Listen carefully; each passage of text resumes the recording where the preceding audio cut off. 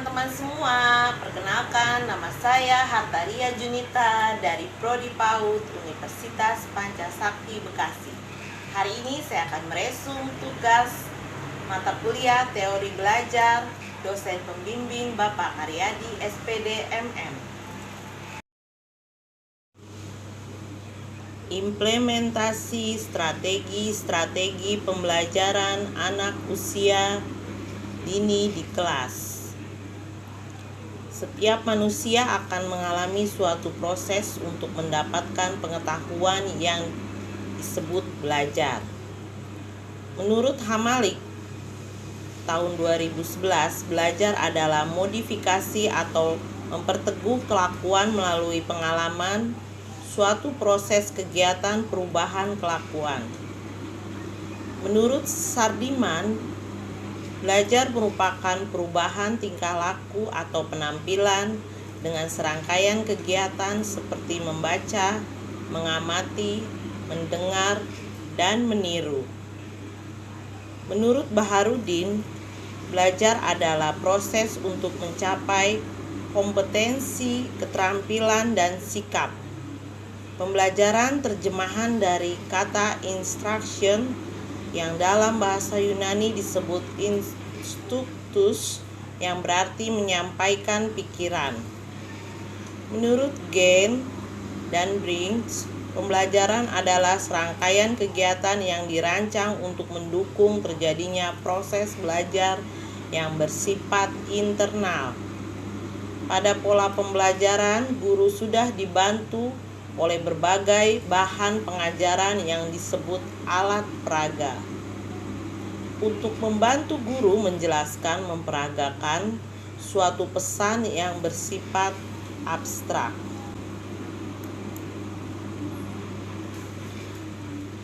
Metode belajar pada PAUD. Untuk mencapai tingkat keberhasilan dalam mengajar anak usia dini, diperlukan strategi pembelajaran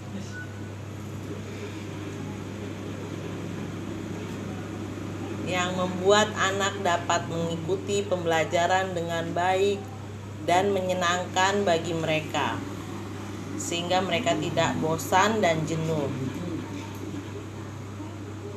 Maka setiap pembelajaran dilakukan sambil bermain, demonstrasi dengan cara memperagakan gerakan-gerakan binatang atau suara-suara benda di sekitar kita. Bisa juga dengan bercerita dengan diiringin musik yang dapat membuat anak merasa senang dan lebih semangat dalam mendengarkan cerita dari gurunya.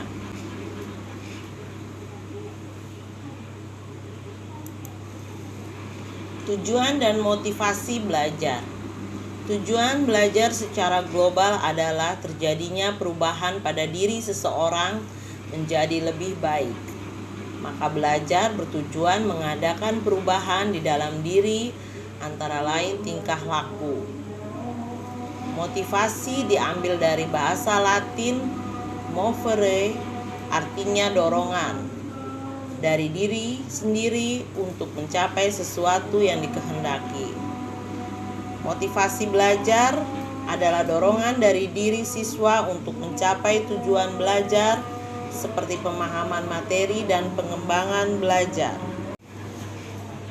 Cara meningkatkan motivasi siswa. 1. Gunakan cara metode yang berbeda dan beragam, seperti bernyanyi, bercerita, demonstrasi, dan sebagainya. 2. Jadikan siswa peserta aktif. 3. Ciptakan suasana kelas yang kondusif. 4. Berikan tugas secara urut dari yang mudah dulu dan diulang-ulang. 5. Libatkan diri pendidik untuk membantu siswa mencapai hasil. 6. Antusias dalam mengajar. 7. Berikan penghargaan untuk memotivasi seperti stiker, tepuk tangan, dan gambar bintang. 8. Kenali semua minat siswa. 9. Peduli dengan siswa.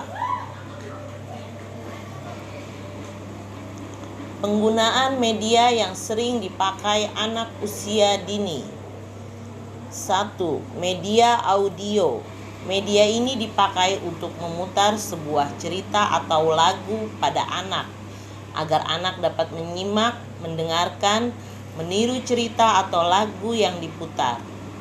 Manfaatnya untuk merangsang perkembangan imajinasi dan perkembangan bahasa anak. 2. Media audio visual. Media ini hanya mengandalkan indera penglihatan saja. Guru membuat gambar atau menunjukkan gambar yang menarik dan berwarna dan memiliki ukuran yang besar. Tujuannya agar anak dapat melihat dengan jelas. Ada 2 audio visual yang diam, hanya menampilkan suara gambar diam. Contohnya film bingkai. Ada juga audio visual gerak, media yang menampilkan suara dan gambar. Contohnya seperti film, suara, video kaset. Ada 2 jenis media menurut Rita Mariana. 1. Media lingkungan adalah tempat atau suasana yang dapat mempengaruhi pertumbuhan dan perkembangan anak. Artinya, pada proses ini anak dikenalkan pada suatu tempat yang dapat mempengaruhi pertumbuhannya. Contohnya, taman yang ada di sekolah, tempat-tempat wisata yang mempunyai nilai pendidikan, perkebunan.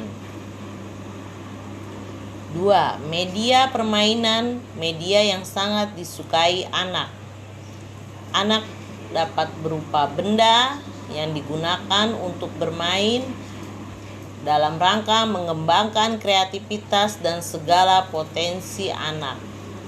Contohnya ayunan, puzzle, bola, dan sebagainya.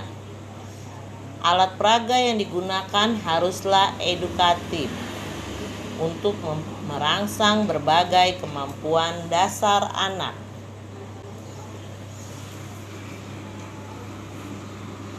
Kesimpulan, dengan belajar kita dapat menambah pengetahuan kita, dan dengan memberikan pembelajaran yang menyenangkan kepada siswa kita dapat memotivasi mereka untuk belajar lebih giat lagi dan mendapat ilmu yang berguna untuk kemajuan pola pikir mereka.